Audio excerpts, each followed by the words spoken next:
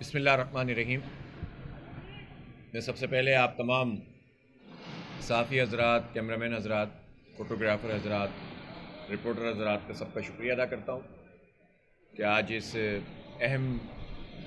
Briefing میں آپ سب شریک ہیں،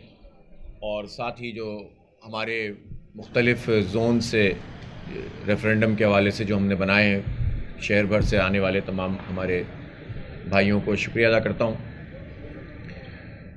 جماعت اسلامی نے گزشتہ دنوں حقوق کراچی مارچ کیا تھا 27 ستمبر کو، اور یہ کوئی ایک پولیٹیکل جلسہ نہیں تھا صرف، بلکہ یہ پوری کیمپین کا ایک اہم پارٹ تھا کہ جو ہم کراچی کے بنیادی ایشوز سے متعلق لے کر چل رہے ہیں۔ کراچی تو ویسے مسائلستان ہے، لیکن آپ جانتے ہیں کہ کچھ بنیادی چیزیں ایسی ہوتی ہیں کہ وہ اگر ٹھیک نہ ہوں اور آپ درخت کی جو ہے وہ صرف شاخوں کو کاٹتے رہیں، سنوارتے رہیں، اور جڑیں جو ہیں وہ اس کی کچھ اور کر رہی ہوں، تو ظاہر ہے کہ درخت صحیح کام نہیں کرے گا، صحیح پھل نہیں دے گا۔ تو ہم یہ چاہتے ہیں کہ کراچی کے ان بنیادی ایشوز کو ٹیک اپ کیا جائے اور اس کے اوپر پبلک اوپینین کو منظم کیا جائے، اور زندگی کے ہر شعبے سے تعلق رکھنے والے لوگوں کو ساتھ ملا کر ایک تحریک بن جائے۔ اسی لیے وہیں ہم نے اس بات کی اناؤنسمنٹ کی تھی کہ ہم تمام معاشرے کے طبقات سے رابطہ بھی کریں گے اور ایک ریفرینڈم منعقد کریں گے 16، 17، 18 اکتوبر کو۔ تو آج سے ہم اس ریفرینڈم کی اپنی پوری جو کیمپین ہے یا کانٹیکٹ ہے اس کا آغاز کر رہے ہیں۔ ہم نے وہاں یہ بھی بتایا تھا کہ اس ریفرینڈم کے لیے ہم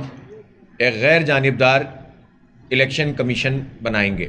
جس کے تمام ناموں کی میں آپ کے سامنے پیش کر دوں گا۔ ہماری یہ خوش قسمتی ہے کہ ہمارے درمیان جاوید بلوانی صاحب جو ممتاز صنعت کار ہیں، اور وہ اس الیکشن کمیشن کے ایک اہم ممبر بھی ہوں گے، اور اس کی مانیٹرنگ میں پورا جو ہے وہ انشاءاللہ کردار بھی ادا کریں گے۔ لیکن میں آج یہ ضرور چاہوں گا کہ یہ کراچی میں جو موجود انڈسٹریز کے حوالے سے بھی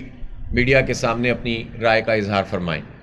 تو میری گفتگو کے بعد آپ تھوڑی جاوید بھائی بات کر لیجئے گا۔ اسی طرح ہمارے درمیان یہ جمال الدین صاحب موجود ہیں، یہ ہمارے الیکشن کمیشن کے جو ریفرینڈم کمیشن ہے اس کے اہم ممبر ہیں، اور یہ یو کے بیسڈ ہیں، پاکستان ظاہر پاکستان ان کا پہلا آخری سب حوالہ ہے، اور یہ وہاں پر رہائش پذیر ہیں۔ گلوبل اوورسیز پاکستانیز سے یہ تعلق رکھتے ہیں، اس کو ہیڈ کرتے ہیں، اور پوری دنیا میں جو پاکستانیوں کی آرگنائزیشن ہے اس کو یہ لیڈ کرتے ہیں، اور یہ خود ایک کارپوریٹ سیکٹر کے اندر ایک بہت بڑا نام ہے، اور بہت اہم اعزازات ان کو یو کے میں اور اسپین میں اور یورپ میں اور امریکہ میں مل چکے ہیں۔ یہ بھی ہمارے اس ریفرینڈم کمیشن کا حصہ ہیں، اور یہ بھی ایک مختصر گفتگو آپ کے سامنے کریں گے۔ اور میرے بائیں جانب آپ قمر عثمان صاحب معروف بزنس مین ہیں،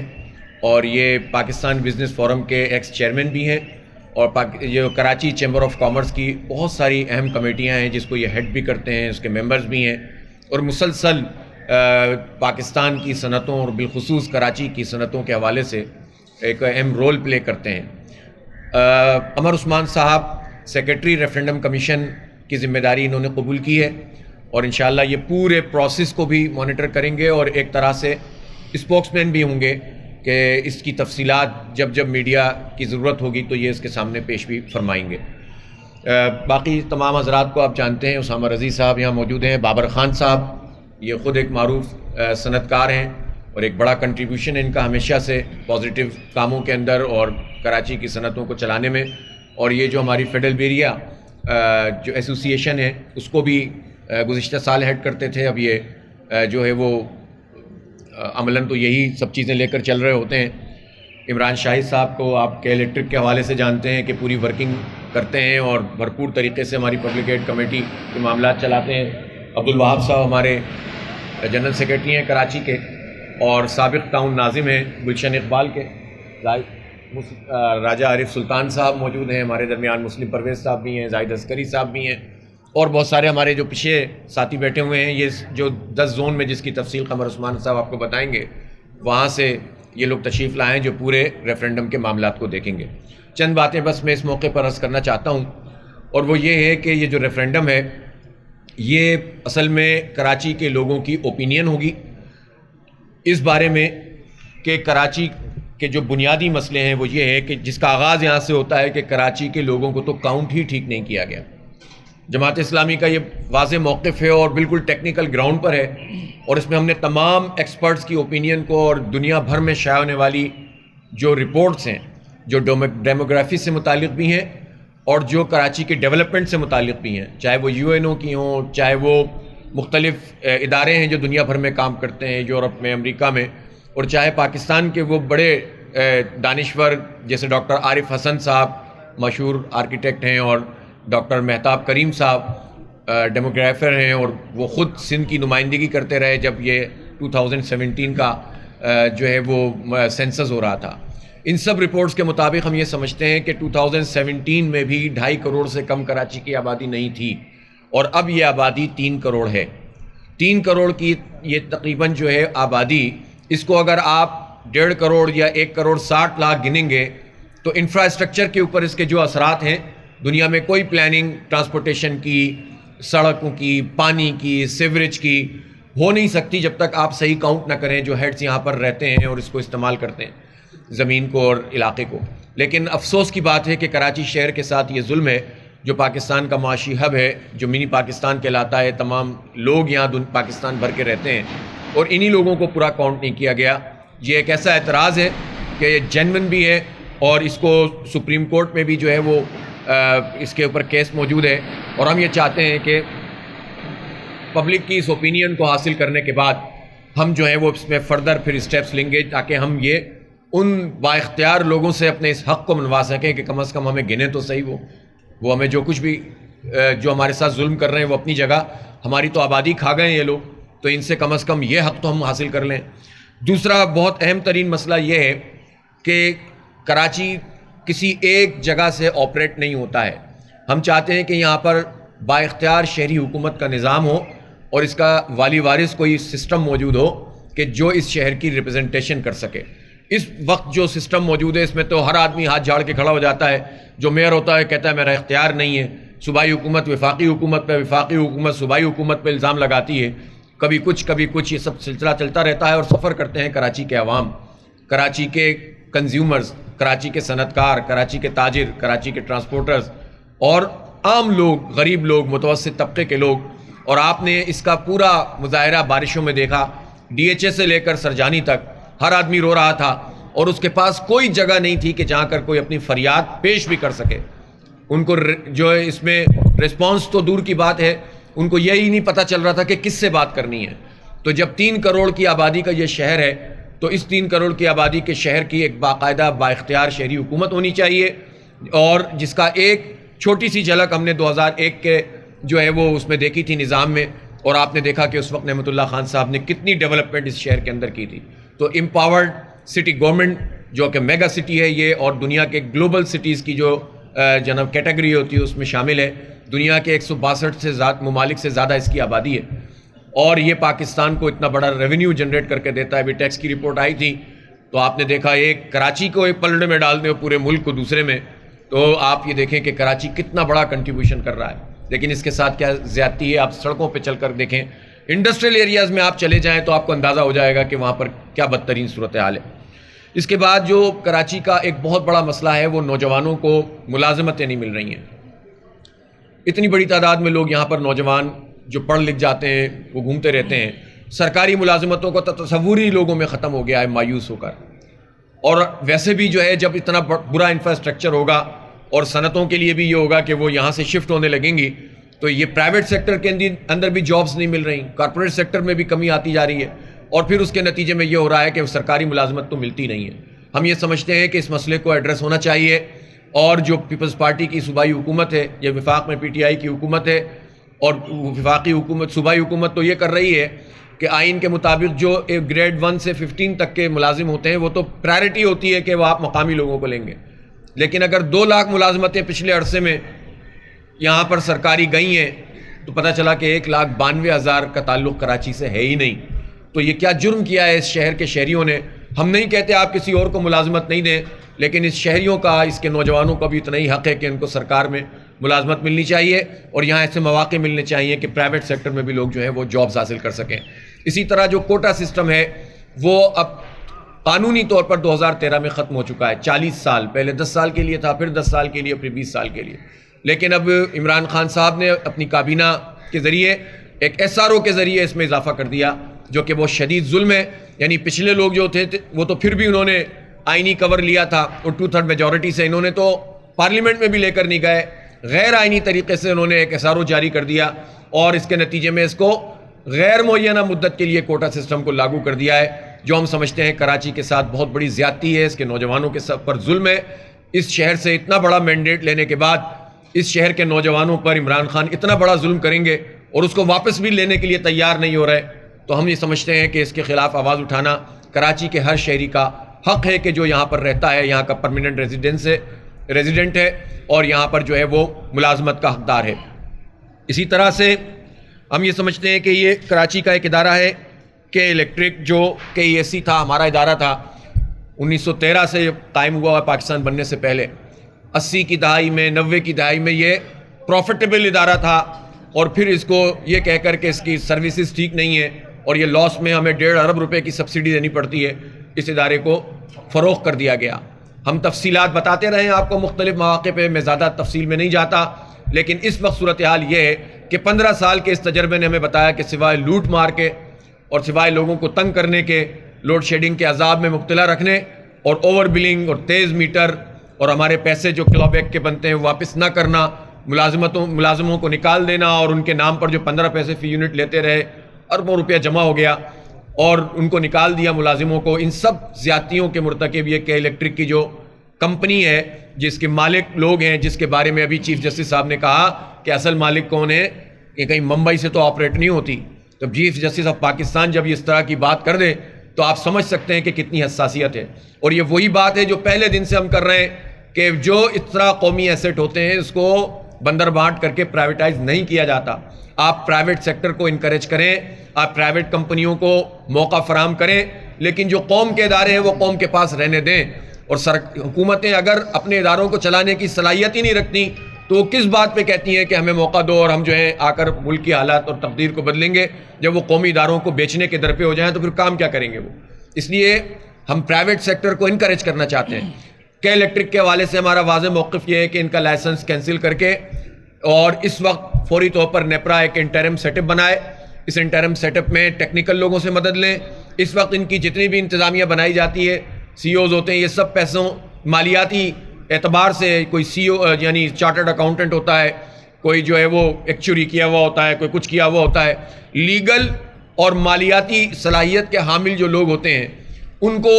ان کی مینجمنٹ ہوتی ہے، ظاہر ہے ٹیکنیکل چیزیں وہ جانتے بھی نہیں ہیں اور اس کے نتیجے میں صرف مال بنانا اور پروفٹ کمانا ان کا کام ہوتا ہے۔ ہم سمجھتے ہیں کہ ٹیکنیکل لوگوں پر مشتمل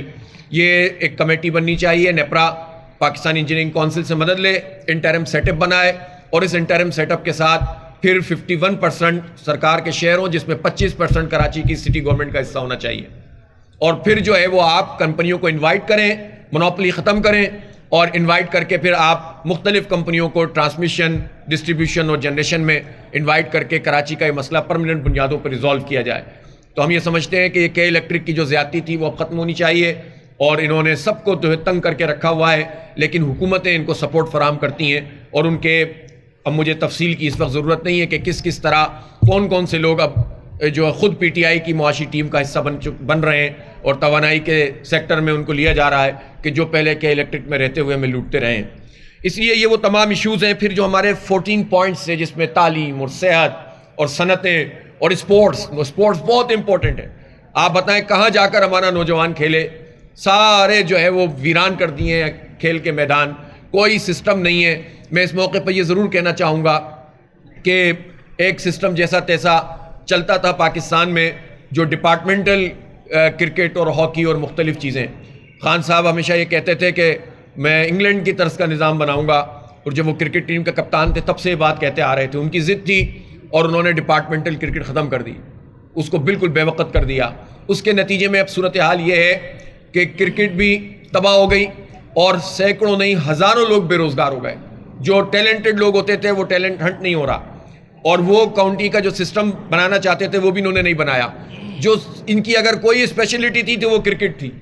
اور سب سے زیادہ اس کے اندر جو ہے وہ اس وقت ہم پیچھے کی طرف چلے گئے. ہاکی کا حال آپ کے پاس ہے سامنے، انڈور گیمز کی صورت ہے. ہم اسکواش کے چیمپئن تھے پچھلی حکومتوں نے بھی، اور انہوں نے بھی اس میں کوئی کام نہیں کیا. بلکہ میں آپ کو بتاؤں کہ جو فٹ بال کی ٹیم ہوا کرتی تھی، اور مختلف اداروں کے اندر 15 اداروں نے فٹ بال کی ٹیمیں اپنی ختم کر دیں. اور اس طرح سے خاص طور پر ہمارے ہاں لیاری میں اور اس طرح کی آبادیوں میں فٹ بال کے بڑے ٹیلنٹ موجود ہیں، لیکن اس ٹیلنٹ کو جو ہے وہ اس کا بیڑا غرق کیا جا رہا ہے. اسپورٹس میں ہمیں کلبز بھی چاہیے، ہمیں گراؤنڈز بھی چاہیے، اور پوری پالیسی چاہیے. تو ہم خاص طور پر شہر کراچی ہمیشہ لیڈ کرتا رہا ہے. تو نوجوانوں کی تعلیم، نوجوانوں کے ٹیلنٹ کی قدر، ان کی ٹیکنیکل ایجوکیشن، ان کو ملازمتوں میں جو ہے وہ حصہ دینا، یہ سب وہ چیزیں ہیں جو ہمارے اس ایجنڈے کا حصہ ہیں. اس پر ہم عوام کی عدالت میں جا رہے ہیں، عوام کے پاس پہنچ رہے ہیں کہ آپ کا کنسرن لیں. جماعت اسلامی عدالتوں میں بھی جد و جہد کر رہی ہے. جو ریگولیٹری اتھارٹیز ہوتی ہیں، چاہے وہ نیپرا ہو، چاہے وہ کوئی اور جو ہے وہ اوگرا ہو، ہم سب جگہ پر اپنا موقف پیش کرتے ہیں تاکہ کوئی یہ نہ کہے کہ صرف سیاست بازی کر رہے ہیں. اور سڑکوں کے اوپر اور عوام کی رائے لینے جیسے ریفرنڈم جیسے طریقوں کو بھی ہم اختیار کر رہے ہیں. تو اس لیے ہم اس پورے کام کو الحمدللہ پورے پراپر طریقے سے، اور ہم سمجھتے ہیں کہ کراچی کے حقوق کی یہ تحریک اب آگے بڑھے گی. لوگوں نے بہت کچھ دیکھ لیا ہے، اور اس وقت یہ مناسب نہیں ہے کہ میں ماضی کی تفصیل میں جاؤں. اس موقع پہ میں یہ ضرور چاہوں گا کہ اس پورے جو ریفرنڈم کمیشن ہے اس کا میں آپ کے سامنے اعلان کر دوں، تاکہ پھر اس کے بعد ہمارے جاوید بلوانی صاحب کچھ گفتگو کر لیں، جمال الدین صاحب، اور پھر آخر میں سیکرٹری الیکشن ریفرنڈم کمیشن. ہمیں بہت خوشی ہے کہ جناب انور منصور خان صاحب جو سابق اٹارنی جنرل ہیں، انہوں نے اس ریفرنڈم کی نگرانی اور اس کی پورے کام کے لیے ہماری اس پیشکش کو، ہماری اس درخواست کو قبول کیا ہے. اور وہ انشاءاللہ کراچی میں کل غالباً آ جائیں گے اور باقی معاملات کو وہ دیکھیں گے. تو جو اس ریفرنڈم کمیشن کے چیئرمین ہوں گے وہ انور منصور خان صاحب ہوں گے، سابق اٹارنی جنرل آف پاکستان. اور یہ آپ کو معلوم ہے کہ یہ خود جج بھی رہے ہیں، ریٹائرڈ ہیں. تو یہ ریٹائرڈ جسٹس انور منصور خان صاحب سابق attorney general Pakistan chairman referendum commission ہوں گے. ہمارے ایک بہت ہی معروف نام سول سوسائٹی کے، اور خاص طور پر سی پی ایل سی کے جو چیئرمین، اور اس کو ڈیولپ کرنے میں انہوں نے بہت بڑا کردار ادا کیا، اور اس وقت بھی بہت سارے اداروں کو وہ چلا رہے ہیں، ناظم ایف حاجی صاحب. اور آپ ان کے نام سے واقف ہیں. اور وہ جو ہے وہ اس ریفرنڈم کمیشن کے جو ہے وہ کمشنر ہوں گے، یعنی وہ بھی ان تمام چیزوں کو انور منصور خان صاحب کے ساتھ مل کر دیکھیں گے. قمر عثمان صاحب ہمارے جو ہے وہ سیکرٹری ریفرنڈم کمیشن ہوں گے، معروف بزنس مین ہیں، اور میں ان کا تعارف آپ کے سامنے کروا چکا ہوں. ہمارے جاوید بلوانی صاحب، اور جس کا میں نے تعارف کیا، اس وقت بھی آپ حضوری ایسوسی ایشن کو ہیڈ کرتے ہیں، اور آپ سائٹ ایسوسی ایشن کے یہ صدر رہ چکے ہیں، اور بزنس کمیونٹی کے معاملات کو اسلام آباد سے لے کر کراچی تک جس خوبصورتی سے پیش کرتے ہیں اور ان ایشوز کو اجاگر کرتے ہیں. ان کی ایک ورکنگ ہوتی ہے، اور وہ انہوں نے ہماری اس درخواست کو قبول کیا. ہم نے آپ کو پہلے بھی بتایا تھا، ہم یہ چاہتے تھے کہ لوگ یہ نہ سمجھیں کہ صرف جماعت اسلامی خود ہی الیکشن کرا کے خود ہی جو ہے وہ رائے لے لے گی. ہم نے چاہا ہے کہ ایک ایسے بھاری بھرکم نام جو اس شہر کی پہچان ہے اور اس ملک کی پہچان ہے، وہ اس کی نگرانی کریں تاکہ ایک اعتبار بھی لوگوں کا قائم ہو سکے. نعیم قریشی صاحب سابق صدر ہیں کراچی بار کے، وہ بھی ہمارے اس ریفرنڈم کمیشن کا حصہ ہوں گے. اور جو اس وقت صدر ہیں کراچی بار ایسوسی ایشن کے، منیر ملک صاحب، وہ بھی ہمارا جو ہے وہ اس ریفرنڈم کمیشن کا حصہ ہوں گے. Sohail Afzal sahab secretary general P F U جو Pakistan federation of union of journalist, پورے پاکستان کی ایک نمائندہ آرگنائزیشن ہے، اس کے جنرل سیکرٹری ہیں اور معروف صحافی ہیں، وہ ہمارے اس پورے ریفرنڈم کمیشن کا حصہ ہوں گے. اور اسی طرح امتیاز خان فاران صاحب جو پریس کلب کراچی کے صدر ہیں، وہ بھی اس کا حصہ ہوں گے. مقصود یوسفی صاحب جو سابق سیکرٹری پریس کلب ہیں کراچی کے، اور ایک اخبار کے، معروف اخبار کے جو ہے وہ ایڈیٹر بھی ہیں، وہ بھی اس کا حصہ ہوں گے. ہم نے شاعروں اور ادیبوں کی بھی ایک نمائندگی رکھی ہے. انور شعور صاحب کسی تعارف کے محتاج نہیں ہیں. میں سمجھتا ہوں کہ اس وقت پاکستان میں شعراء میں چند جو ایسے نام ہیں کہ جن کو آپ کہہ سکتے ہیں کہ استاد شعراء، اس میں سے انور شعور صاحب آتے ہیں. وہ بھی انشاءاللہ جو ہے وہ ہمارے اس کمیشن کا حصہ بھی ہوں گے. آج طبیعت کی خرابی کی وجہ سے وہ تشریف نہیں لا سکے ہیں. اسی طرح ہمارے بہت ہی سینئر